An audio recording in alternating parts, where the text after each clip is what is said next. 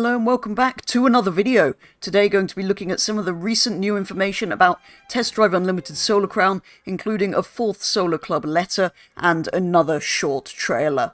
Starting with the 4th Solar Club letter, which dropped on Steam at the end of August and basically covers the TDU Connect reveal event from last month where we saw the gameplay for the first time.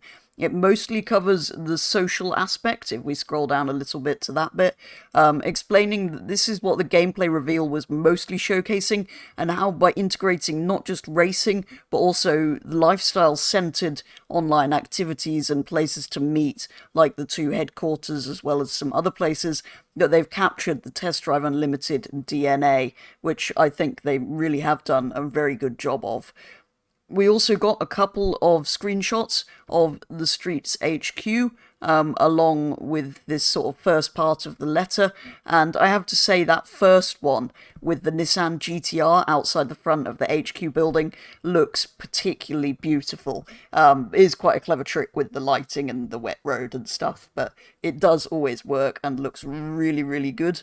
Then beyond those 2 images, we then get some notes on the handling from creative director Alain Jarnou, explaining how this aspect of the game is key to the Test Drive Unlimited experience. Also saying things like after the TDU Connect event, they've gathered feedback from the content creators that were involved. I don't know if you remember, they had several of them there playing the game, and are now cementing and refining their decisions to make it as realistic and enjoyable as possible, they say. After this, there is a small paragraph about graphics and performance, telling us that the footage from TDU Connect, as we knew, was the alpha version and is by no means the final finished product, and how after the TDU Connect event, a larger playtest was opened up to more players, which sadly I think I applied for a little bit too late, so I didn't get the option to participate in that, but a load of people did. Cumulatively, 2,600 hours were played, apparently, and 34,000 miles were covered in-game, with apparently one player individually managing 620 miles during this quite short test of the game. Anyway, the point is that they got loads and loads of feedback from this, which will all help towards, hopefully, a fully polished game releasing in 2024. That's all we can hope for, really. And as well as this, we got some screenshots of the Alfa Romeo 8C Spider. One of them sort of how it'll look in gameplay with the speedometer and map and stuff, and the other showing it in that beautiful location. Of course, also confirming that another car, the Alfa Romeo 8C Spider, will be in the game, which is great to see return. This one was in TDU 2, the convertible and the hardtop, and it's always a car I've particularly liked. I think it's a truly stunning looking vehicle. The letter then finishes by telling us that they still haven't revealed everything about the game's content, story, and activities, which we'll discover in the coming months, which is very, very exciting, and that there will be more news in the coming days. Which indeed there was. Another short trailer called The Cruiser dropped just a day or 2 later, basically showing off the more relaxed cruising and lifestyle side to the game, starting off by heading to the Italian cars dealership, where straight away when you walk in you're greeted by a new Abarth centre stage, and from left to right in the background an 8C Spider. The red shape behind the desk is a Mito, which you'll see in a minute, a Lancia Delta, Lancia Stratos, and what appears to be another new Abarth. And as the camera pans round to the left, we also see a 4C Spider.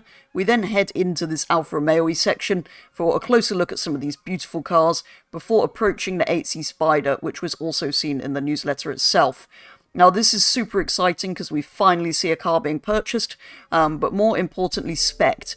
Just like TDU games of old, we get to choose the options as if we're in a real dealership.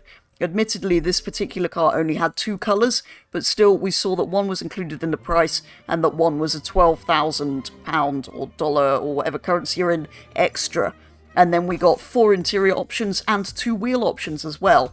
I'm not quite sure why some are labelled as common and some rare. They aren't always the most expensive ones that are labelled as being more exclusive.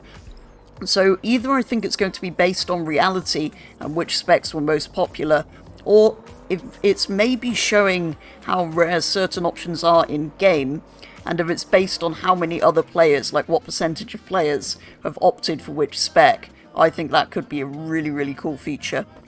We then of course go out for a drive in our brand new Alfa Romeo, showing off the car functionality particularly before we set off, but also as we're going along, and showing different weather and environments and things like that. We do also cut to a bit where they're racing the car around the docks, which I think is actually in some kind of event, before then cutting back to some more free roam driving.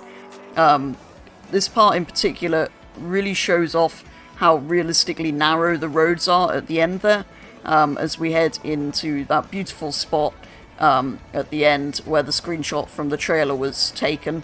And of course, to finish off, put the roof down, because how else would you end a test drive trailer than showing off convertible roof functionality? And that brings an end to today's video, taking a very first look at this latest Test Drive Unlimited Solar Crown information. As ever, hugely, hugely exciting. For me though, finally seeing what the dealership experience will be like in this game is super nostalgic and makes me particularly look forward to the game. That and the fact that the 8Cs are returning, because they are such beautiful cars. I really can't wait to hear more, and of course play this game when it releases in 2024. For now though, thank you very much for watching, and I will be back with the next one very soon.